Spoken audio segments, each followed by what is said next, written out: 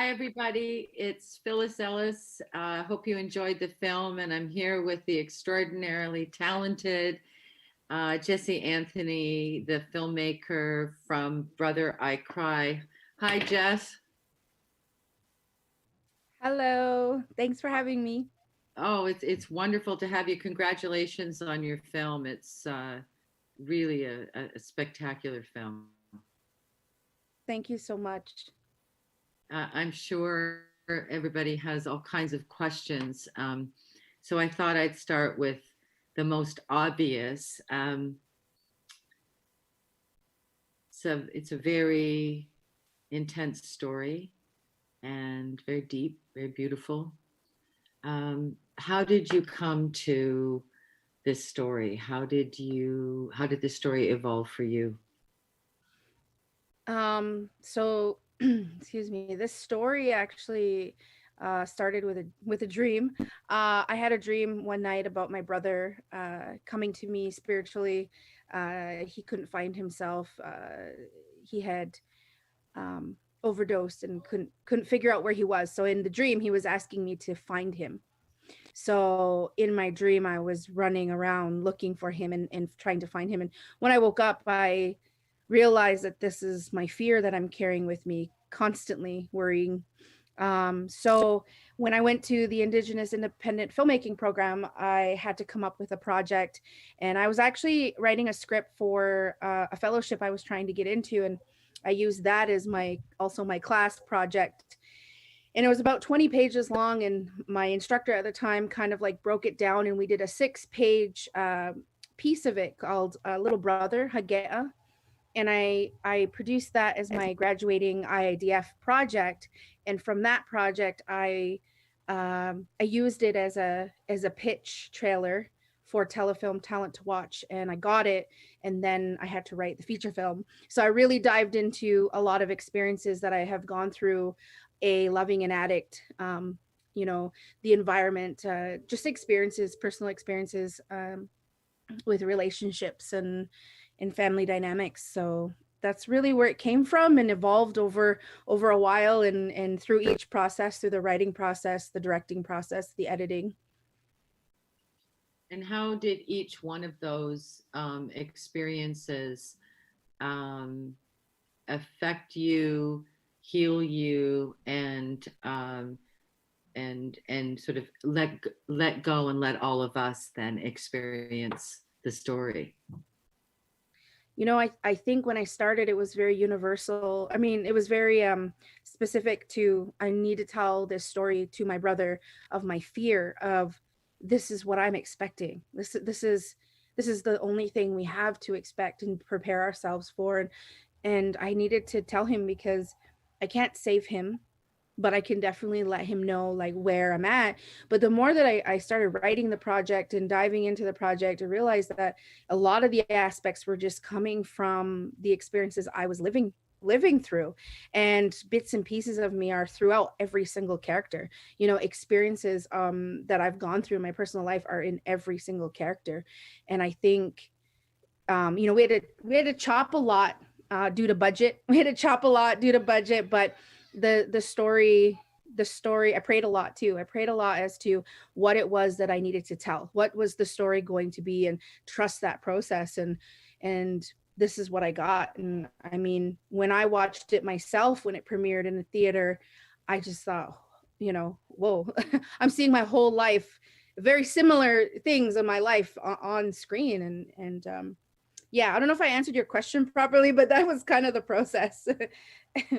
Oh yeah, no, that's great. How in looking at characters, each character and had a little tiny bit of you. How did you find each character's individual voice? Because each character is so specific. Let's start with Justin. Mhm. How did you find his voice, and was his the first voice you found? Do you mean, Justin the actor, or John the character? Oh, John the character, and then how did you pick Justin as the actor? I would say that John the character was very much just, I think, because these are moments that were so real, and then once you start to write the character, you have to let them breathe and not stay so stuck to the actual events. So I Yeah. think finding the voice came. Oh, I'm so sorry. I don't know why that's happening. I'm sorry. So finding John's voice was just so real. Like I lived this experience. So it was really sorry. I don't know how to shut that off. It's through Facebook. I apologize, everybody. Um, That's okay. and and I think just because I took examples from my family, my loved ones, Right. that I found it really challenging, but yet really easy to find each voice. And specifically, how did I witness these interactions between these family members? How do I witness, the way that John particularly interacts with everybody different. The way he interacts with his mother is different than the way that he interacts with his father, his sister, etc. So it was actually pretty easy, I'm gonna say. It was pretty easy, and then to find the characters to find the actors to bring them to life, again, a lot of prayer. And Justin is just brilliant. Like, he is such a hardworking, talented actor that he brought a lot of suggestions. He brought a lot of experience. He brought so much to John. And at first, I wasn't sure if that's where I was going. um Sorry, I have my cats coming at me now. and he just, I couldn't not see him in that role. And he just, I'm just blown away. And it wouldn't be what it is without him. So again, I don't know if I'm really answering the question, but that's how that went. Was it difficult to cast the film considering so many of the characters were so close to you? Tell us about that process, casting process. The casting process, actually, I just really wanted the family to, um you know what? I always knew Ava was going to be played by Lauren Hill because she's in the short film, Hagea.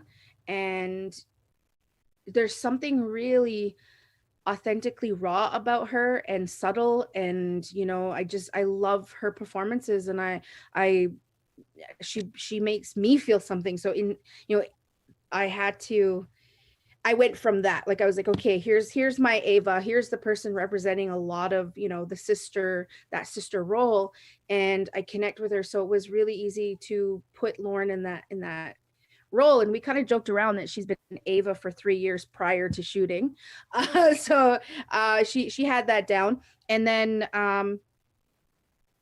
I guess we had cast somebody for the role of Leah, and the day, like, they were on set, and I would say the day before they had to come to set, they backed out. So we were in a rush to find somebody. But again, it all come down to prayer. It all come down to making sure that I was being sent the right people for these roles. And I couldn't imagine anyone else playing Leah other than Violet Cameron. Like, she owned that, and she went so deep in her performances, and wherever she went in her method, she brought a lot to the table. And yeah, I don't know, like, Odessa, who plays the mother, she's, just talented. And I knew her from other smaller projects, and her and Lauren resembled each other so well. And I was like, oh my goodness, that was a big factor too. I need this family to also look like a family. So yeah. And then Jay Cardinal, let's talk about Jay. He, I had in mind an actor for that role. And the moment he sent in his audition, I just was like, 2 seconds, I knew he was on my Martin. He just, I couldn't picture anybody else in that. And he also brought his A game. He's so talented. And our edit, I think it was our composer who kept saying every time she was watching it and composing it, she would just dislike Martin so much more every single time. But Jay is such a great guy. Like, he's one of my great friends. So yeah, it was fairly easy because I think, again, I trusted the the process, but we did come up to some hiccups. And Eric Schweg just said, "Yep, I love the script. I'll do it." And I was like, Justin and Eric already have such a great chemistry, so it was a no-brainer. Yeah, which is, I mean, that's 90%, right? Is casting, and you just did such a beautiful job. What Thank role you. did how did you approach camera? What role did the camera play in your film? When Because it's quite an interesting perspective. And how did you choose your director of photography? So this is a lovely question, because for me, so my cinematographer is Andy Hodgson, who also helped produce the project.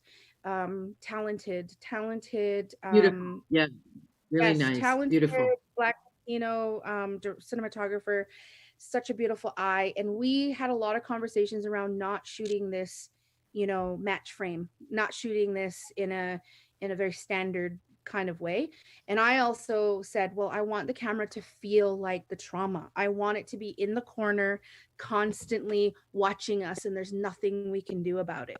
I want the camera to flow as if it is um, that feeling of invasive, that feeling of, you know, um, institutionalized. So that was really how I use the camera. And in long shots, there's that really long take in the jail, and twice it happens, but there's a really long take where they're in the circle. I hope everybody's seen it who's watching.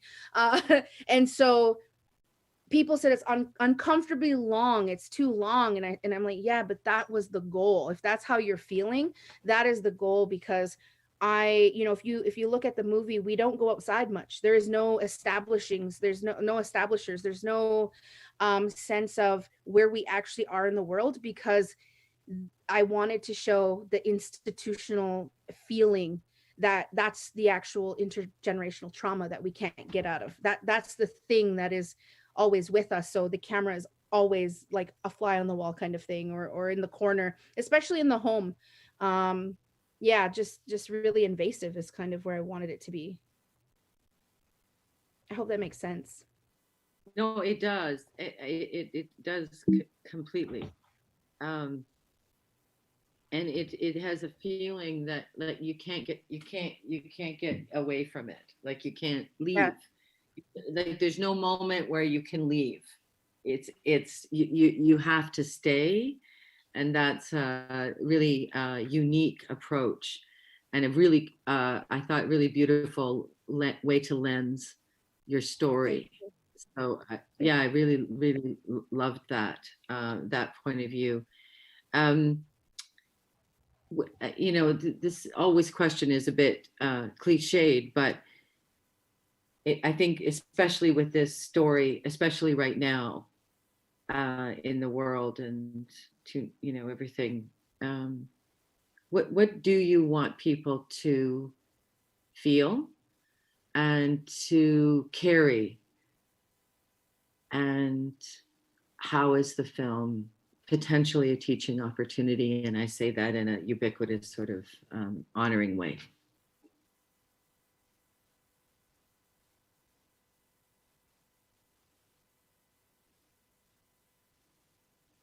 I don't know what happened.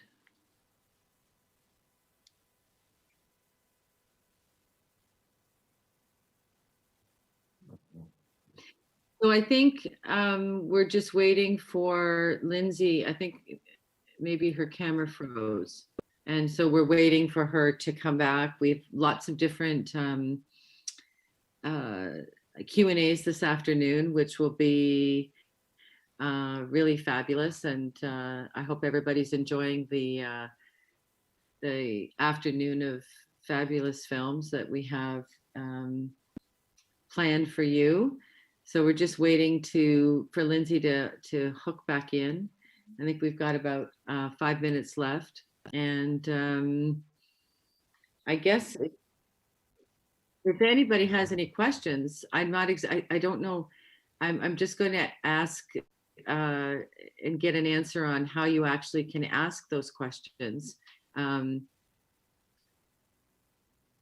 So what you can do, if you do have any questions for Jessie, you can actually, or there she is, she's coming back. Um, Sorry. no, hi, we missed you. Hi. I was just doing my like cover talk. I was like, okay, so